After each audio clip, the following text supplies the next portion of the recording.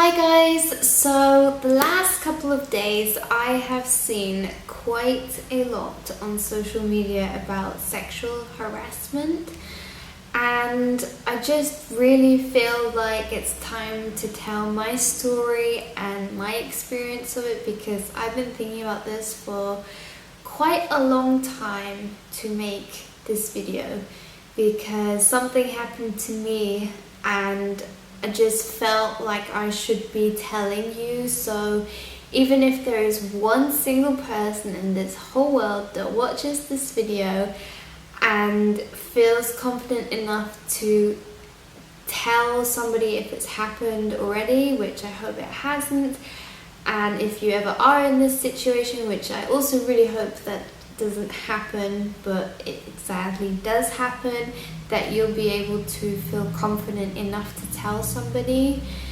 So yeah, I don't really know where to start, because this is, I don't know, it's awkward. So I just feel like, you know, a typical thing is to get comments from guys that are fairly inappropriate. I used to live in London for a year and a half, I think, and it was fairly common to, you know, have somebody touch your bum in the underground or something, whether it was accidental or not. Wow, I don't know, sometimes maybe yes, sometimes definitely not, but those things happen. And sadly, they happen so often that it's almost normal, and it should not be normal at all. But I'm going to tell you one particular story of mine that, yeah, it really kind of, I don't know, I have weird feelings about it, but I'm going to share it with you. So this was last year actually. So at the time I was 26, which is also another huge reason why I'm making this video, because at the age of 26, if I reacted the way I did, then I don't want to know what would have happened if this had happened to me when I was 16, let's say. So long story short, I had to go to the doctor, and I live on an island that speaks Portuguese. I don't speak Portuguese, so I had somebody that went with me to the doctor, and basically I had some kind of problem. I was really dizzy, headache, blah blah blah blah blah.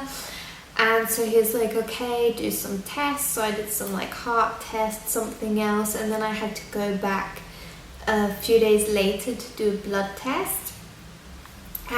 So during the few days I kind of realized why I might be having like this dizziness and stuff. Basically, as a long story short, I had a really bad massage, and like the nerve was kind of, you know, damaged, I suppose you're saying. Is that the right way to say it? Well, you know what I mean.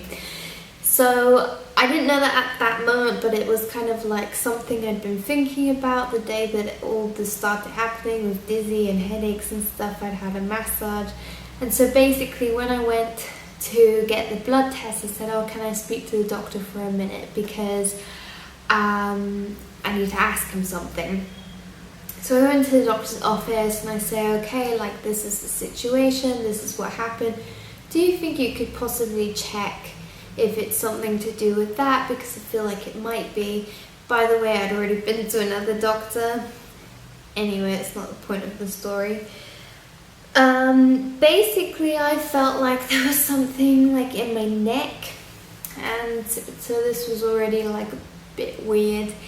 He basically was like, okay, take off your t-shirt, and I was already thinking like, wait, I just said to you in my neck, but okay, maybe he needs to like look in my back or something. I don't know, I'm not a doctor, he's the professional one. Okay, let's trust him. So I take my t-shirt off, I'm standing there in my bra, and he's like feeling my neck and stuff, and basically he turns me around and he has like his, like my face in his hands like this. Like he literally turns me around and is holding my face like this, yeah? And he's literally this close, like I'm not even joking. I was so so uncomfortable. It was a really horrible feeling, and I was just frozen to this spot. I was just so like I was just frozen, like I didn't know what to do. And so he has my face in his hand, and he's just looking at me like this close, and he says, "Do you have a boyfriend?" And I was like, "Yes." And he was like, "Where is your boyfriend right now?" And at the time, the honest answer was he was in Germany visiting his family. The answer I gave him was, well, actually he's waiting for me. And then he just like lets go of my face, and he's like, "Okay, nothing's wrong with you, you can go now." And I was just like,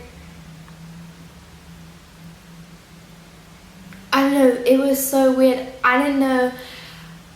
Don't think I even know how I felt in that moment. I just felt like so like disgusting and horrible, and I basically kind of ran out of the office, like ran past the reception, went outside, and I just like stood there like, whoa, what the actual just happened? Like,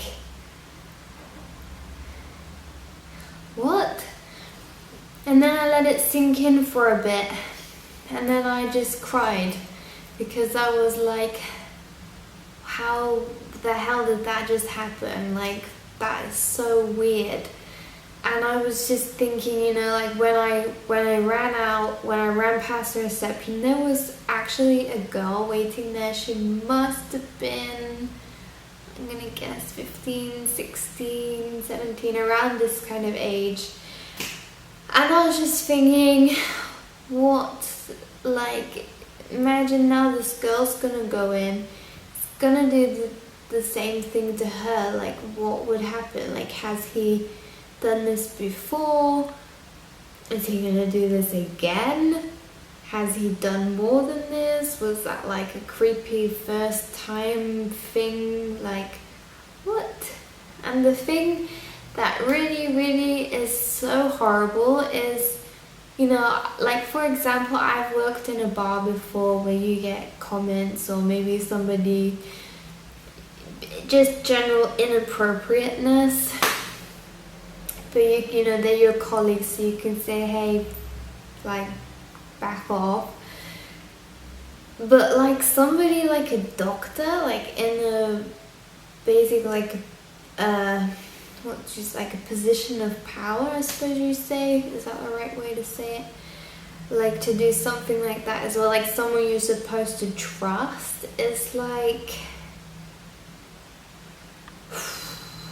and you know, this is like somebody that sees all kinds of like ages of people, young girls, boys, older. And as I said, you know, I was 26, so if something like that happened to a 15-year-old, for example, I mean, for me, like, I just was just like stuck to the spot. I didn't know like what to say, what to do, like,